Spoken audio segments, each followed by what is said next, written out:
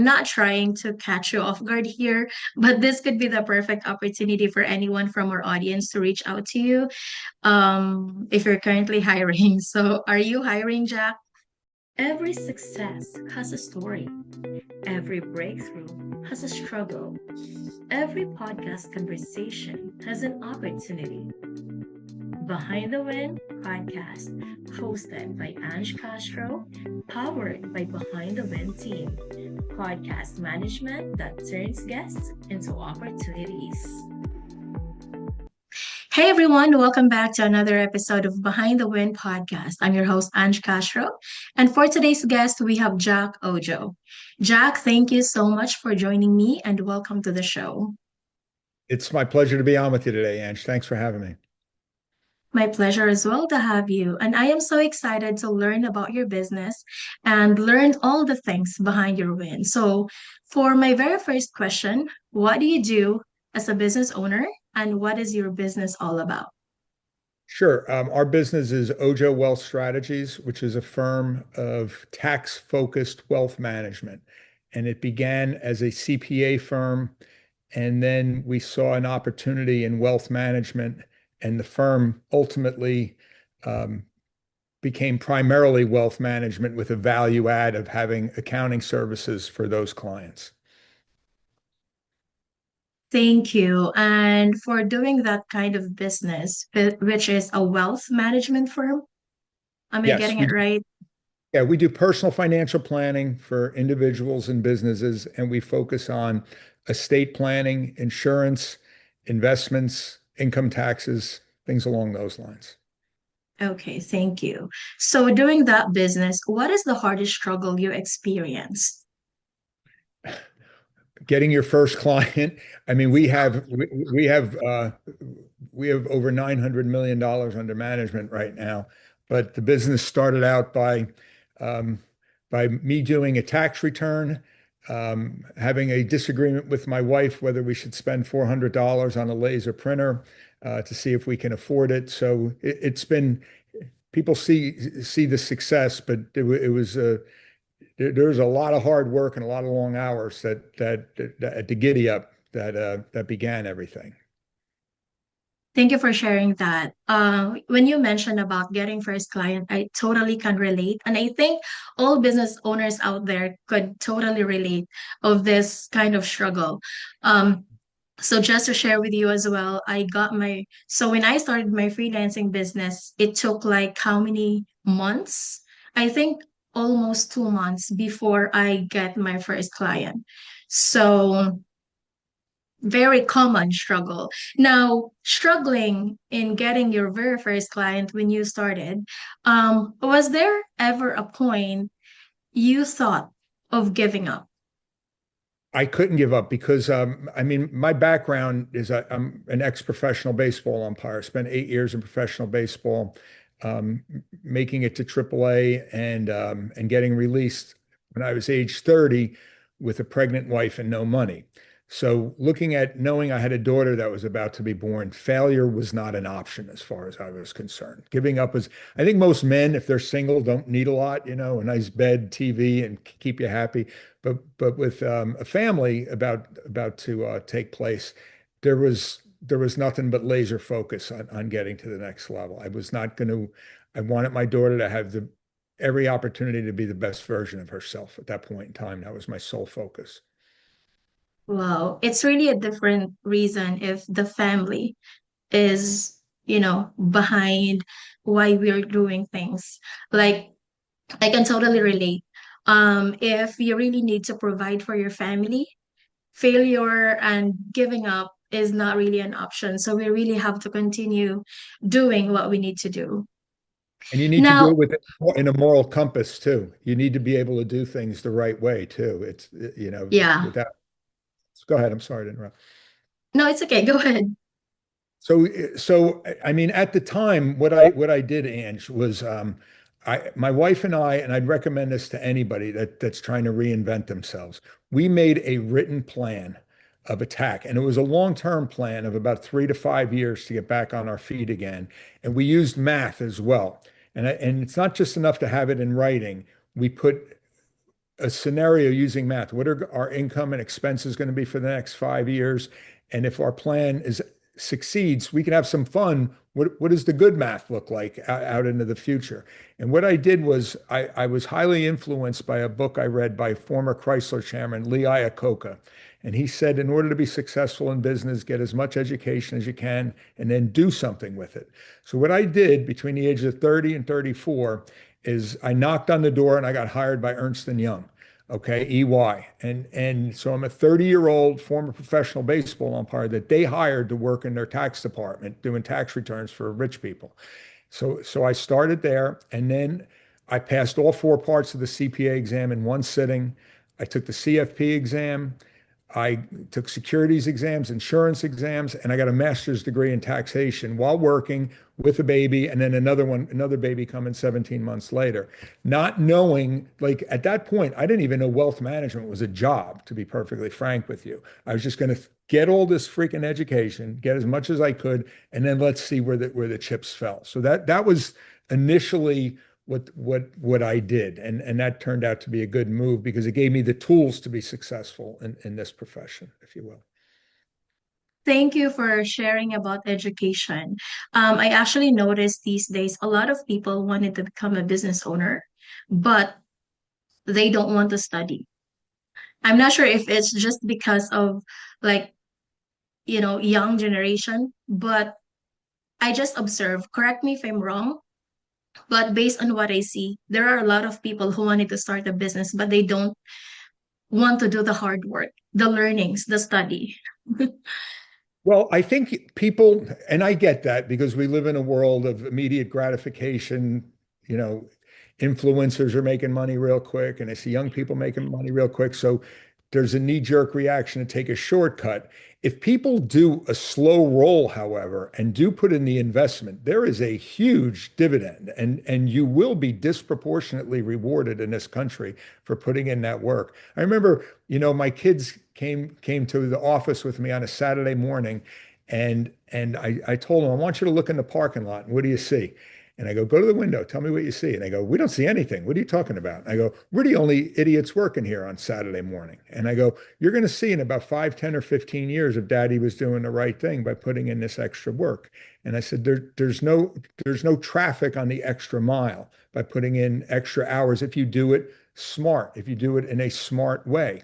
And so if people were going to try and get there quickly, what I would advise them to do, and I did do this, is I sought out people that were doing what I wanted to be doing that I saw as being successful people. I sought them out and I asked them questions. What did you do? Like you're doing with me on this podcast. What are the mistakes that you made? What worked? What didn't work? And if had I not asked those questions, I would have been in for 10 years of learning some very expensive mistakes and like it's like banging your head against the wall. Through these people, I learned do's and don'ts. Make sure you do this, don't do that, things along those lines. And you take in all this information and you have a written plan, and then your decisions and should become self-evident in terms of what to do, in terms to go, because you have to take on some risks. The question are, Yeah. is the risk worth taking or not? Okay, if I lose this bet, what happens? And that's why you do the math. And if you do the math, you could say, if I take on, like I looked at it, I'll spend 4 years educating myself. Worst case scenario, I have a lot of education, I have student loans to pay back, and maybe I didn't have to go to school. That was the worst case scenario. So that's an example of what I'm talking about. Yeah, and thank you for mentioning taking risks. In doing business, we really have to take risks. And one thing that I'd like to share is if you are doing a business that is really what you wanted to do or what you love doing, I think it really is worth for all the risks that you're going to be taking. Yeah, you want to be doing things in life that make you happy, but we live in a capitalistic society, and people have to realize that. There's the reason why Tiger Woods makes more money than an emergency room nurse is because he contributes more money to the system. It's not that he's a better person or he's morally right. You have to Mhm. realize this is the world we live in, okay? And how can I monetize that? How can I make money? In my business, wealth management, you make money by helping rich people. You just do. Yeah. If I wanted to help poor people, I can do that in other ways, but not in the Mhm. wealth management business unless I'm Susie Orman or Dave Ramsey selling things to the mass affluent. So you have to look, how do we make money at this thing? Because we do operate a business here. Okay, Mhm. how does this work? And how does it work for everybody, including the employees that work there? I'm very gratified, that we have 15 full-time employees that are making really good money and are living very good Wow. lives. That means a lot to me, and there's a moral responsibility that goes along with that. So those are the things you have to look at. Thank you for sharing that, Jack. Now, if I may ask, how many years have you been in the business? So coming out of baseball, I was age 30, started the business at age 35 with a partner. So I'm Mhm. 68 right now and phasing out of it. I'm selling the business to two of our employees. So 35 to 68, 32 years, 30. I didn't need to be a Oh, CPA to figure that out. 32 years in the business, and I'm selling it to two of our employees who I've mentored in the business, and I'm very gratified by that.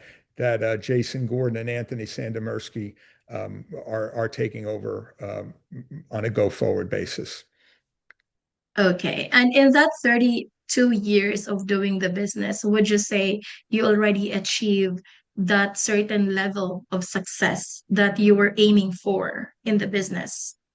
I achieved that level of success probably about 15 years ago. About 15 years ago, Oh, I and wow. in my business, I use the word financial independence. I define financial independence as when the interest and dividends that you can get from your investments are greater than your lifestyle. And so this took place in my late 50s, but and I'm saying that now.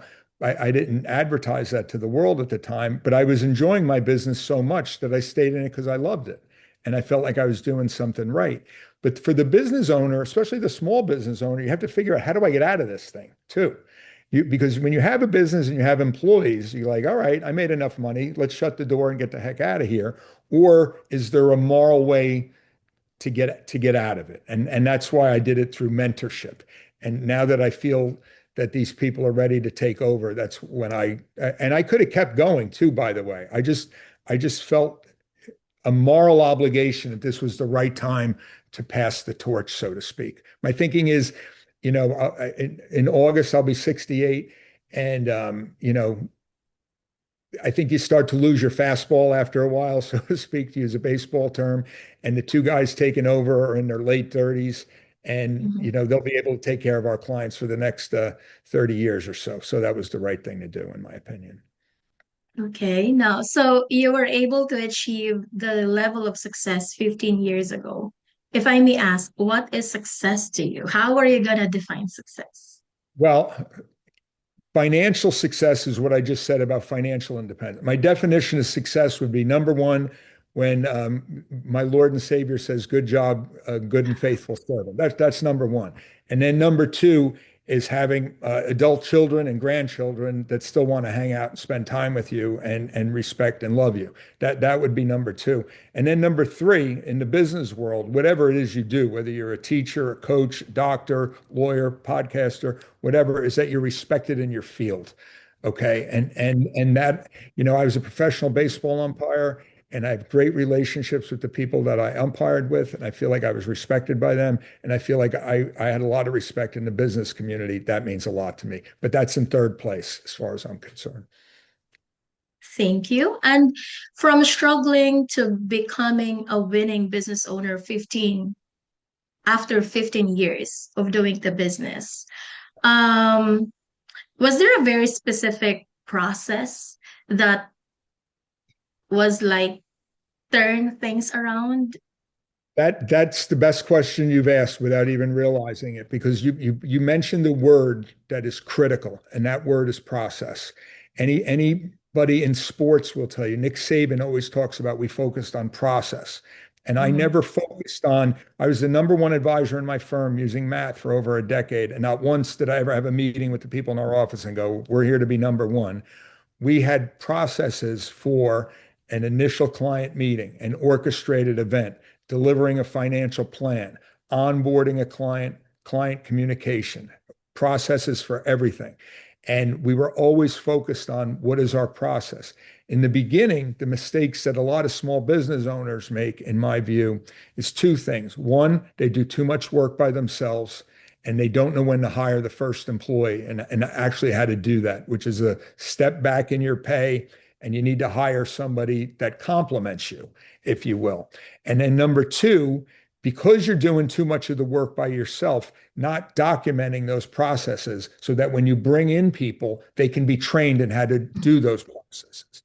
Process is probably the most important thing for a business owner is creating processes that work. If you look at franchises, Ange, why do people buy franchises? They have processes. Yeah. Connect these dots, give us your money, and then you're gonna have a nice career for yourself. The person that Mhm. doesn't have a franchise has to create their own process. And I think that, I mean, I wrote a whole book on that, Too Smart to Be an Umpire, where I go through processes and struggles and everything. But having a process that works is very important. And then you're always trying to refine that process and make it better. I can totally relate to that. And thank you for mentioning documenting. It's very, like, having a documentation of the process is very important because that's how you can leverage. That's how you can pass the knowledge that you have to your people if you're going to hire people, right? So, Especially as you grow. I mean, we're yeah, 15. I mean, there has to be processes in place or there's chaos, you know. right. I agree. And what is the biggest lesson you have learned throughout your journey? So, it's been 32 years of being a business owner. So, if there is like a biggest lesson you have learned that you'd like to share to our audience, what is it? Well, it's the things right from the beginning, and that's having a great attitude because a Yeah. lot of people are going to discourage you. Having a supportive partner or spouse, I think, is critical. You have to have a supportive family behind you and just always doing the right thing morally, ethically. What is in the best interest of your business should be every decision that guides you. And also thinking long term. Okay. Yeah. I've often said to my clients as I'm advising them with their money, right now, you're sitting in front of me as 35-year-old. I got the 60-year-old version of yourself right here that I'm fighting for. That's why I'm trying to get my advice through to you. I'm fighting for that person while over the next 25, 30 years, you will also have a good life. So it's long-term thinking because it benefits you. Like I see the fruits of my labor right now. I've been disproportionately rewarded beyond my wildest freaking dreams here. Okay. The life that our family lives is just something I never even imagined. But it's all through that hard and smart work. And besides there's another book I would recommend to people besides my own, and that is The E-Myth by Michael Gerber. And it's why most small businesses fail. And it talks about a lot of what I've mentioned here today. I think my book, Too Smart to Be an Umpire for baseball people, and The E-Myth by Michael Gerber are very good reads that your viewers will get a lot out of. Thank you for mentioning that book. I'm actually at my stage or at a certain stage of my life that I really wanted to read books because I do believe that reading books is one of the greatest ways to learn a lot, increase the knowledge. And thank you for mentioning great attitude. I do believe skills can be learned, attitude cannot be learned, right? 100%. I'm thinking about the first two employees I ever hired, and one of them was a woman named Loretta Sohan, who worked with me for 30 years before she retired. Loretta didn't know what a stock or a bond was, but I just saw her attitude and friendly personality, and she didn't want to take the job because she didn't think she knew enough. I go, I can teach you all that. I can teach you all that. Your attitude and your infectious personality is what I'm looking for, because not everybody has that. You know what I'm Yeah, saying? yeah. And I think by the way, as you grow your business, your ability to teach or coach your clients and your staff is a very critical skill to have. And when you have your business, for me, when you ask, I think one of the best things that I ever did was I tried to create an overwhelming level of service for our clients, like overwhelming. And I have examples of it in the book of things that I did because they create advocates for your business. Okay. When I'm telling you I have $900 million under management, one regret I have is that I never tried to grow through acquisition. Our clients are all organic from client number one through referrals is how we got to Oh, $900 million. We never bought a practice, and I regret that a little bit because as big as we got, I think we probably could have got even bigger had I bought another CPA firm or something. But it was also good to be independent. So creating an overwhelming level of service and also being able to coach your staff and your customers is especially in the era of AI, because AI, you mhm. can ask for advice, but it can't coach you as well. I don't think it's getting there, but not right now. Yeah, I agree. When you mentioned about AI is a really great tool these days. Whatever information you need, you can get it through AI, but it doesn't have any human touch. Right. So that's why, just to share with you, that's why whenever I create content for my clients, yes, I use AI, but I make sure that I am still more knowledgeable than AI by making sure that, it's not very AI. I mean, it doesn't sound very AI. There's still a human touch on it. So I know there. in my business being a financial advisor, um, you know, especially dealing with married couples, there's so much of a difference between how men see money and how women see money. I could do a Mm, stand-up act on it if I could tell jokes better, but they see the world differently. And being able to marry them together so that they get on the same page with their financial plan is critical for a very good financial advisor to have that talent. And AI can put an investment portfolio together. You can ask it tax advice, which isn't always reliable, but it yeah, can't get those two people to think together on how to handle their finances the way a good advisor can, in my yeah, view. I totally agree. What is the best way for our listeners to connect with you, Jack? Just in case someone is, interested for Yeah, your business. yeah. On our business, it's Oujo, Oujo Wealth Strategies. .com, a great website for the business, which has a ton of information about us.